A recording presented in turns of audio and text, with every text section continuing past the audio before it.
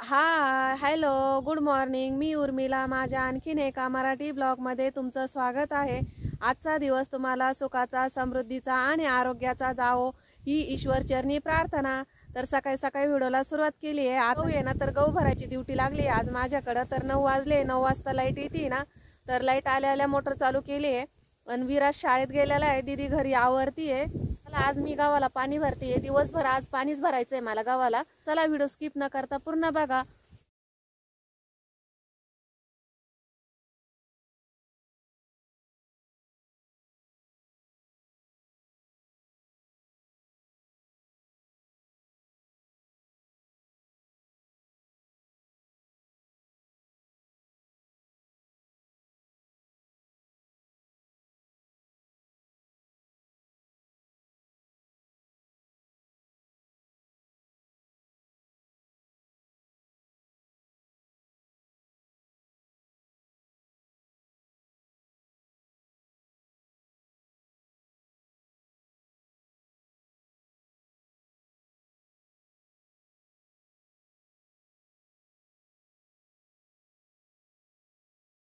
आणि गहू मोठा झाला का गावामध्ये पाणी अजिबात दिसत नाही, कुठं जातं कुठं नाही ते.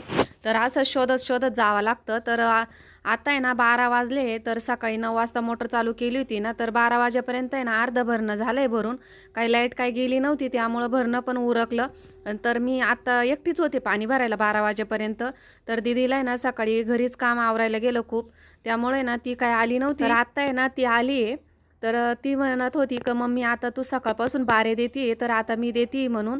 तर एवढं बारा मी देऊन घेते. मोठं बारं आहे ना तिला जमलं नसतं दांडाच्या कडाचं, त्याच्यामुळे ते मी देऊन घेते. तर बघा आमचा गहू असा दाट आहे आणि या दाट गावामध्ये पाणी भरायचं. तर पाणी कुठं जातं कुठून येतं काही समजत नाही. फक्त पाणी जसं जातं ना तसं पात पात जावं लागतं, मग ते समजतं पाणी वाफ्यात कुठपर्यंत गेलं ते. तर 2 माणसं लागतात गहू भरायला, कारण गहू दाट असतो ना, त्यामुळं एक शेवट म्हणजे एक मागं पाहायला असतं आणि एक बारे द्यायला, असे 2 माणसं लागतातच गहू भरायला. तर विराजन ते घरी असले का काही गरज पडत नाही. त्याचे पप्पा आणि ते दोघं जणच भरत असतात पाणी, तर आमच्यावर काही वेळ येत नाही. पण आज विराज पण शाळेमध्ये गेला होता आणि त्याचे पप्पा पण मार्केटला गेले ते कांदे घेऊन, त्यामुळं आज आमच्या दोघींकडे आलं होतं पाणी भरायला. तर आज आम्ही दोघींनी पाणी भरलं. तर एकटीला भीती वाटते, गहू वाढलेला आहे ना, त्यामुळं मग दोघी असल्या का बरं असतं. तर माणूस बोलतं बी ना, त्यामुळं मग बरं असतं गावामध्ये. तर काही दिसत नाही असं, म्हणजे आमच्याकडे असं म्हणतात की इच्छू काट्याचं, त्यामुळं. तर चला आता आम्ही ना गहू भरून घेतो. तर बघा आमचा गहू असा दाट आहे, मस्त गहू आहे ना. आमचा गहू कसा वाटला तुम्हाला कमेंटमध्ये नक्की सांगा. तर असा गहू आहे. तर मी चालली आता पाणी पाहत पाहत वाफ्या भरला का नाही ते. पण मला काही दिसत नाही पाणी. आम्ही काठी घेतली आहे, काठीच्या साह्याने बघतो आम्ही पाणी कसं कुठपर्यंत गेलं ते. तर इथं काही दिसत नाही. आता पुढं म्हणजे पाणी मागं आहे. तर चला आम्ही सगळं पाणी भरून घेतो आता 4 वाजेपर्यंत आणि नंतर तुमच्याशी बोलते मी. तर बघा आता आम्ही ना पाणी भरून आलोय. पाणी भरायचं म्हणजे झालं नाही, थोडंसं राहिलं होतं. लाईट गेली, आम्ही घरी आलो. आता गाईला गिन्नी गवत तोडायचं आहे. तर गिन्नी गवत तोडायला चालली मी. तर बघा इथं गिन्नी गवत आहे आमचं. तर हे गिन्नी गवत तोडायला आली आहे मी. ते पुढचं जे वाढलेलं गवत आहे ना ते तोडून न्यायचं आहे गाईंला, म्हशीला. तर आता तोडून घेते आधी. तर बघा गिन्नी गवत तोडून झालं, वाहून पण झालं. आता गोठ्यात आली आहे. तर गोठ्यात आवरून घेते, दोन्ही म्हशींचं शेण काढून घेते आणि गोठा साफ करून घेते. म्हणजे मग घरामध्ये गेलं का घरातलंच काम आवरणं होईल. आता 4:30 वाजले होते. 4 वाजता लाईट गेली, गिन्नी गवत तोडलं, त्यानंतर गोठ्यामध्ये आलो. गाईंला आधी भुस टाकलं होतं, सॉरी म्हशींला भुस टाकलं होतं आधी. आणि त्यानंतर आता 6 वाजले. 6 वाजता घरामध्ये आली मी. बराच वेळ झाला, मला बाहेर पण खूप काम होतं, तेवढं पण आवरून घेतलं आणि आता किचनमध्ये आली आहे. विराजला 2 अंडे उकडत टाकले आणि मी आता भाजीची तयारी करते. तर आज मला आहे ना हरभऱ्याच्या ओल्या दाण्यांची भाजी बनवायची आहे. तर मला बाबांनी ओले दाणे सोलून दिले ते हरभऱ्याचे, त्याची भाजी बनव म्हणे. तर त्यासाठी ना मी लसूण सोलून घेते आणि बाबा पण बाहेर आहे ना हरभऱ्याचे दाणे ना सोलताय आणि ना आमच्या आजी देवपूजा करताय, सर्व असे काम करताय. विराज पण अभ्यास करतोय, दीदी पण अभ्यास करते. कारण आज दिवसभर पण अभ्यास करायला वेळच नाही भेटला तिला. आम्ही गावाला पाणी भरलं ना, आम्हाला 4 वाजेपर्यंत पाणी भरायला गेलो होतं गावाला, त्यामुळे तिला पण काही वेळच नाही भेटला.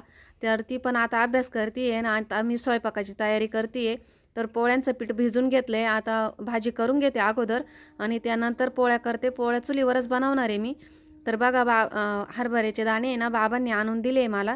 तर हे अशा प्रकारचे आहे ना ओल्या हरभऱ्याचे दाणे. तर हे दाणे ना कुकरला लावायची काही गरज नाही. असे पण आपण आहे ना शिजून घेतो. म्हणजे कढईमध्ये जरी टाकले ना शिजायला तरी खूप छान असे मऊसूत शिजतात. कारण ते कवळे असतात ना त्यामुळं. तर आता आहे ना आपण भाजीची तयारी करू. तर हे बघा इथं कढई गरम करायला ठेवली आहे. त्यामध्ये 2 पळ्या तेल टाकते आहे. तेल चांगलं तापून घेतलं. ही दाण्यांची ना आपण चटणी पण करू शकतो. चटणी पण खूप छान लागते ओल्या हरभऱ्याच्या दाण्यांची चटणी. आणि भाजी पण खूप छान लागते खायला. उसळ आपण ज्याप्रमाणे ना मठाची उसळ करतो ना त्याचप्रमाणे करायची. खूप छान लागते. पण थोडंसं शेंगदाण्याचा कूट वापरायचा यामध्ये. तर आता आहे ना कढई गरम झाली तेल गरम झालं आहे. तेलामध्ये लसूण, जिरे, मोहरीची फोडणी दिली आहे. आणि आता आहे ना ह्या जे दाणे आहे ना हरभऱ्याचे ते मस्त आता धुवून घेते 2 पाण्याने. कारण आहे ना थोडंसं घाण वगैरे उडलेली असते ना त्यावरती धूळ. बाबा बाहेर बसले होते ना सोलायला. तर मग बाहेर आहे ना गाड्या जाता येतात ना धूळ येते. त्यामुळं 2 पाण्यानं आहे ना मी स्वच्छ असे धुवून घेतले. आता आपला मसाला पण चांगला तळला आहे. तर हरभऱ्याचे दाणे ना मसाल्यामध्ये टाकून देते मी. लसूण आणि जिऱ्यांमध्ये. तर हरभऱ्याचे दाणे त्याच्यामध्ये धुवून टाकले का थोडंसं मीठ टाकायचं आणि झाकण ठेवायचं. 5-1 मिनटं आहे ना झाकण ठेवून चांगलं शिजू द्यायचं आहे वाफेवरच. तर पाणी टाकायची काही गरज नाही. वाफेवरच जर झाकण ठेवून कमी गॅसवर शिजवलं ना तर इतकेच शिजतात. तर माझ्या पद्धतीने ना तुम्ही ही उसळची भाजी करून बघा ओल्या दाण्यांची. खूप छान लागते खायला. आणि आपण कशाबरोबर म्हणजे पोळीबरोबर खाऊ शकतो, भाकरीबरोबर, भाताबरोबर. उसळ ही एकदम मठाच्या उसळीवाणीच लागते खायला. खूप छान लागते. आणि ओले दाणे असतात ना त्यामुळे शिजायला पण काही वेळ लागत नाही. तर आता आहे ना मी झाकण ठेवलं आहे. असंच झाकण ठेवून कमी गॅस केला आहे. तर 10 मिनटं आहे ना असं झाकण ठेवून शिजून घेते. 10 मिनटं झाल्यानंतर आता आपण झाकण काढून बघू. तर बघा मस्त मी तुम्हाला दाखवते इतके छान शिजून गेले ना. तर झाकण पण एकदम पॅक बसलं आहे ना ते निघत नाही. तर हे बघा मस्त कलर पण बदलला आहे ना. पण कलर एकदम हिरवागारच असतो. आपण जर तेलामध्ये परतून घेतले ना आपला भाजीचा कलर आहे ना दाण्यांचा एकदम छान राहतो. हिरवागारच राहतो. आणि जर कुकरमध्ये टाकलं ना थोडासा कलर बदलतो याचावाला. त्यामुळे ना मी कढईमध्ये शिजून घेतलं आहे. आता हे दाणे ना पूर्ण काढून घेते. आणि 2 मोठे कांदे आणि 1 टमॅटो पण कापून घेतलंय मी. आता आहे ना दाणे काढून घेतल्यानंतर आहे ना सुरुवातीला कांदा आहे ना परतून घ्यायचा आहे. आणि त्यानंतर मग आपण टमॅटो परतून घेऊ. कारण ह्या भाजीला आहे ना कांदा टमॅटो जर घातलं ना खूप छान अशी चव येते. वेगळीच चव लागते त्याचीवाली. भारी चव लागते खायला. तर आता त्यामध्ये तेल पण आहे ना. तर तेल काही टाकायची गरज नाही. तेल आहे अगोदरचंच. तर त्याच तेलामध्ये ना कांदा परतून घेते मी. आणि कांदा माझ्याकडून थोडासा जाडसरच कापला गेला आहे. तुम्ही एकदम बारीक कांदा कापा म्हणजे आहे ना चव छान लागते त्याचीवाली आणि पटकन शिजतो. तर माझा कांदा शिजायला ना वेळच लागला. जसं 5-1 मिनटं शिजायला वेळ लागला. तर जाड कापलेला होता ना त्यामुळं. आता यामध्ये ना थोडंसं किंचितसं मीठ टाकते. कारण आधी हरभऱ्याच्या दाण्यांना पण मीठ टाकलं होतं. त्यामुळे ना याला मीठ कमी टाकते आहे. तर हरभऱ्याच्या दाण्यांना जर मीठ टाकलं ना एकदम चव छान येते त्याचीवाली. टेस्टी लागतात खायला दाणे. तर आता आपले कांदा चांगला परतून झाला आहे. टमॅटो परतून घेते. टमॅटो परतायला काही जास्त वेळ लागत नाही. इतक्यात परतून जातं 2-1 मिनटामध्ये. टमॅटो परतून घेतल्यानंतर आता आपण ही जी उसळ परतून घेतली होती ना ती टाकून देऊ. बघितलं ना कलर किती छान आहे उसळचा. एकदम हिरवागार असा मस्त कलर आहे. तर आता आपण हे सगळं तिन्ही मिक्स करून घेऊ. आणि यामध्ये आपले घरातले बेसिक मसाले टाकू.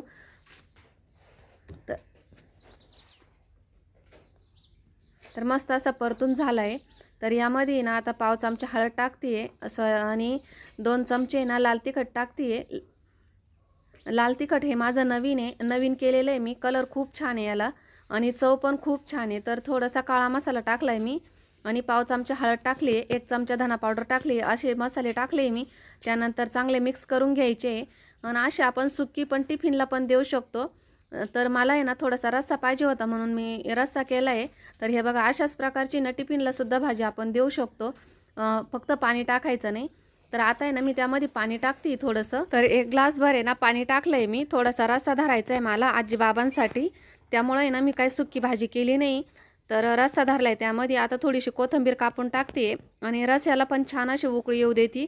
त्यानंतर आहे ना 2-1 चमचे ना शेंगदाण्याचा कूट टाकते. मी अंदाजेच टाकलेला आहे आणि कोथिंबीर पण आहे ना धुवून टाकते, कारण कोथिंबीरीवर पण धूळ वगैरे उडलेली असते, तर ती पण धुवून टाकते.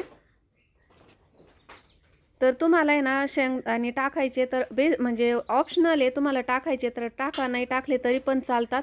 पण मला टाकायला म्हणजे टाकावं लागतील, त्यामुळे मी ना 2 चमचे शेंगदाण्याचा कूट टाकला आहे, कारण आमच्या घरी ना बिना शेंगदाण्याची भाजी खाल्ल्या जात नाही, खातीच नाही त्यामुळं.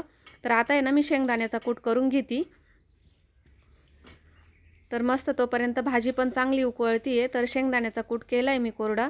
2-1 चमचे अंदाजेच टाकला आहे मी, पण मग 2 चमचे शेंगदाण्याचा कूट टाकला आहे. त्यानंतर भाजी 5-1 मिनटं चांगली उकळू देते कमी गॅसवरती. तर बघा मस्त अशी तर्री पण आली आहे, भाजी पण छान उकळली आहे, मस्त अशी दिसते ना भाजी छान. तर चला, तर हे बघा मस्त अशी आपली भाजी शिजली आहे आणि घट्टसर असा मस्त रस्सा आला आहे, तरी पण खूप छान आली बघा.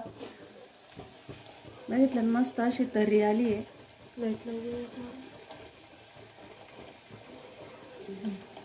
बघा मस्त अशी तर्री आली आहे. रस्सा मी मस्त आम्हाला पाहिजे तसा रस्सा झाला आहे, मस्त जास्त घट्ट नाही पातळ नाही, छान भाजी झाली आहे.